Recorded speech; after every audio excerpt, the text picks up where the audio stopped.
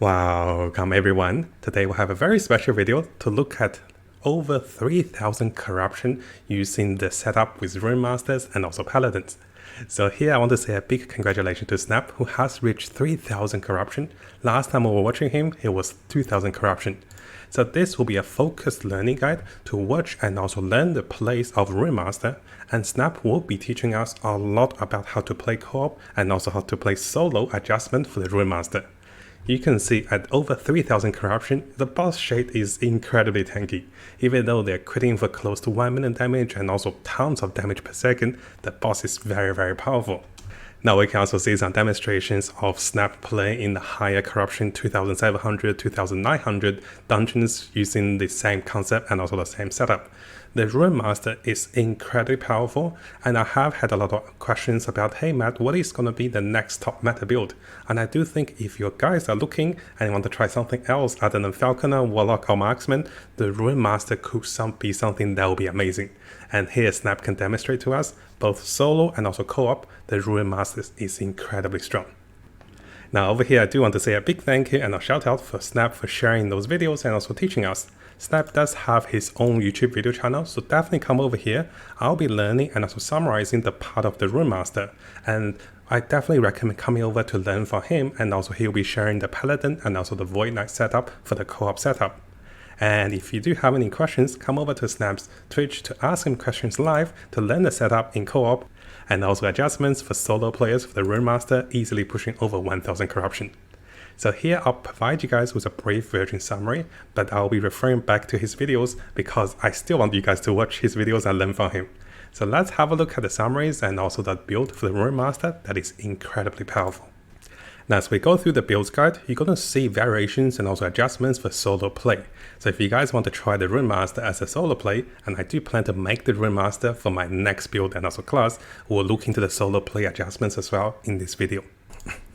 Now I forgot to mention that Snap and also his friends has also became second in the world in terms of arena, and he was saying the first arena leaderboard was a buggy one, so they were the legit one. So they're technically #1 in the world in terms of arena as well, over 2000 arena. So enough showing off, let's come over to the notes. Snap has mentioned that this particular setup with the co-op can easily push over 10,000 corruption if they put into the time to grind. By the moment, 3000 is taking a bit of time by killing monsters, and it's a pretty tedious grind, so they might stop at 3000. So if you guys want to push for world first over 10,000, you can use something similar and maybe make your adjustment. Now you guys might be wondering, hey Matt, this is a co-op build, but this also works in solo play. So in this video, on the second part, we have a small guide to teach you guys how to find friends on Discord. Literally, we have a guide now. Now the particular setup with Snap's Runemaster can be adjusted for solo play or 2-man co-op play with a Paladin. So let's have a look at the setup. We do have his builder's guide over here, and let's briefly go through each of the items. So as the summary for this co-op and also amazing solo build, we're stacking armor, dexterity, intelligence, dodge chance, and you want to have as high as you can armor and also dodge rating, so the lower one will increase your spell power and also increase damage dealt. So the build is very strong offensively and also defensively. Over 72% dodge chance and also 59% armor mitigation, which allows you to push for 1000, 2000 plus corruptions solo, or with co-op play, you can go over 3000 corruption. So right away you can see this particular legendary stuff is very important for the Runemaster. This will help you to scale with your dodge, your armor, and also your ward retention. And whatever one is lowest will provide you with more spell power. Now I am not a Runemaster expert, I'm learning a lot from Snap, and I'll refer back to this video a lot, and I'll have the links for you guys to learn this one in more details. So you can see in our notes, ideally you do want the best in slot for the tier 7 casting speed on the weapon. Now the weapon is considered a really good combination to combine with the rings he has. The rings could be a little harder to get legendary potential, but the stats of the ring, which gives him more dodge chance, all resistance, and also all attribute and also movement speed, is incredibly powerful together with damage reduction. So notice that he's using 2 of those rings. If you guys have 1 or 2, this can be a very good start for the Runemaster, combined with this particular stuff. Now the entire concept for Snap's Runemaster will be focusing on dodge chance, armor, and also ward gain. You can gain ward gain through intelligence, and this will be one of the main stats as well. So as for the chest, as for the helmet, gaining additional dexterity will give him dodge chance and intelligence for ward gaining. You can see that he is also crafting armor onto the chest. So together, the trinity you are looking for is going to be dexterity, intelligence, armor, dodge rating, and also additional ward gaining. Now, because the build is going to be very stat heavy, you can see there's over 100 dexterity, 100 intelligence, and also tons of other stats. And you can see that his dodge rating, his armor is over 4000, and this will scale towards his bonus damage. So a lot of the gears were actually chosen because not for the unique effects or for the special effects. Like the helmet over here, it's not really capping the narcotic resistance that much. And as for the belt, he's actually getting additional potions, getting the benefits of the dexterity, not really doing the minion damage, but he's also getting bonus dodge rate when he uses a potion. So this is a pretty powerful belt just because it gives him a lot of dodge rate, which translates into defensiveness and also offensiveness. Now as we keep going, you can see the amulet over here also reduces damage taken. Snap has mentioned and also highlighted that in higher level corruptions, less damage taken over time really helps you. So if you guys are planning to push for solo, especially over 1000, 2000 corruption, you really want to reduce damage taken. And there are multiple ways of doing that. And this is also important because if you're playing a solo, you're not playing with a paladin, then you're lacking more defensiveness. So you can see the crafting on the amulets over here, dodge rating, and also additional damage. And this is also the case for the gloves.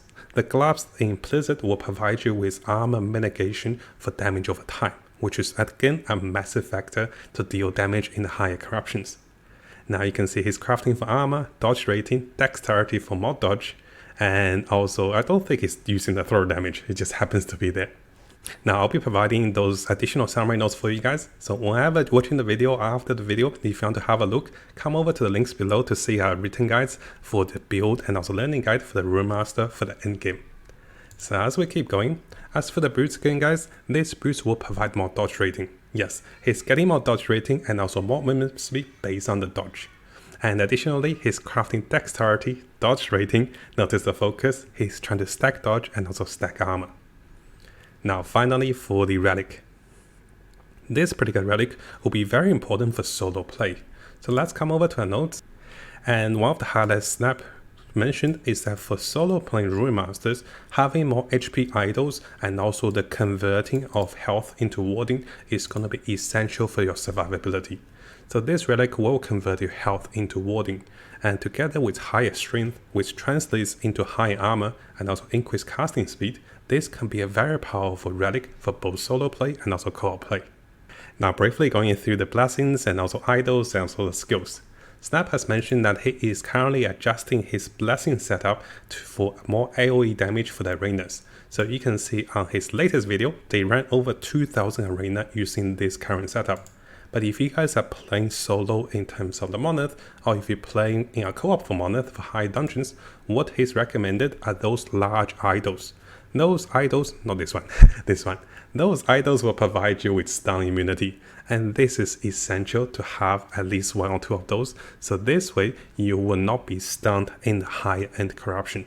Stunning is going to be a big factor. So if you guys are playing solo or co-op, having some of those idols will prevent you from being stunned and also survive over 2000 corruptions, because stunning is actually terrible. It stops you from casting and then you die before you can cast your spells. Now following the concept of stacking armor, dodge rate and also more dodge rate, Snap is getting more dodge rate on his particular idols, and all the small idols are compensating for the lack of resistance together with the additional dodge rating. And this together with a blessing, is getting more resistance and also stacking more armor, and also together with more armor, together with more dodge rate. Now briefly talking about the skills and also passives, and because I want you to direct you guys to Snap's video, which is actually more detailed than what I can summarize, I'll talk about this briefly and I'll refer you back to the video. So in terms of the skills, he's getting additional damage bonus from the force wall over here, which is going to be a pretty big multiplier. He's getting tons of defensiveness and also damage reduction over here through the use of the flame ward. And now if I have you guys interested, I'll refer back to Snap's video. So yes, I will not summarize everything, but rather I want you to watch his video and also learn a little more with the Runemasters with Snap, because he does explain things into more details. and I think it's only fair for us to give him the credits he deserves and also be learning from him. Now in terms of the passives, in the skill tree for the Runemaster, he is looking for casting speed, critical multipliers, and also intelligence, which will provide us with more damage and also more multipliers. Now before we finish, Snap has also provided us with multiple builds for the other supporting cast or the supporting characters, including number 1 support Paladin, number 2 support Void Knight, and also the second DPS Runemaster. One thing to highlight out of those is that if you're going to play co-op as 2 players, it is quite important for you to play the Paladin using the Violate Reverse, which will increase the damage dealt by most of your party members. So Snap has mentioned this in his video as well, definitely check it out. This particular increased damage taken by 30% is amazing for party play. So coming over to the second part, I have had questions like, hey Matt, could you make a guide to find friends to play co-op? And here we have it. So in order to have a co-op guide, so this is what you need to do. One of the easiest way is to join one of the Discord. The official Discord for Last Epoch has tons of players. You can be learning from them or just looking for a party. So notice there's a lot of people looking for a party, and they can be saying I'm 200 corruptions, looking for one more, looking for supporting Paladin, and looking for other players. Once you have joined the Discord, you can be asking for the servers in order to get a better ping, just in case one of you is in Europe, the other player is in Asia, right? And once you have joined each other in the game by inviting each other through the party invite, you can then teleport to their server. So whoever is teleporting will join the other player's server. And finally guys, if you experience any bugs and also delays, make sure you relog and then rejoin the party to remove those. Now we have the official Discord link over here. We also have my Discord adjusted for Last Epoch.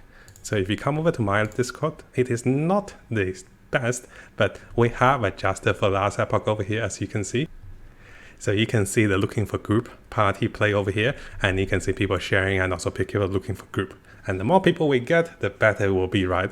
So if you're joining the Discord and also looking for party for co-op, definitely check those channels out and find yourself more friends and to play co-op and also to level together.